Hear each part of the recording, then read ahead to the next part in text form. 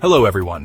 Today I'll be discussing a study titled Evaluation of Root Canal Morphology of Maxillary Second Premolars and its Relation to Maxillary Sinus in a Saudi Arabian Population.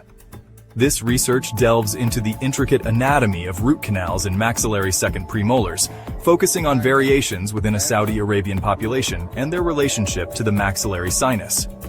Using cone beam computed tomography, or CBCT, a highly detailed imaging technique, researchers analyzed records from 301 patients. The study primarily investigated the number of roots and canals, and crucially their proximity to the maxillary sinus. Why is this important? Well, understanding these anatomical details is absolutely critical for successful endodontic, or root canal treatment. Let's look at the key findings. First, root configuration. The majority of maxillary second premolars, a substantial 78.74%, were single-rooted. Double-rooted configurations were observed in 20.76% of cases, while three-rooted configurations were quite rare, occurring in only 0.5% of the samples. Next, canal configuration. Most of the premolars examined, 59.1%, had two canals.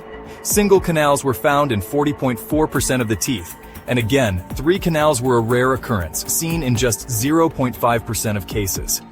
This variation in canal numbers is vital to know when performing root canal therapy. Now, the relationship with the maxillary sinus. This is particularly important because of potential complications. The majority of roots, 69.17%, were located outside the sinus. However, a significant portion, 19.1%, were in contact with the sinus floor, and a smaller percentage, 11.73%, were actually located within the sinus. This proximity can influence treatment planning and potentially increase the risk of complications. So what are the clinical implications of these findings? Well, this study emphasizes the critical need for clinicians to be aware of these anatomical variations.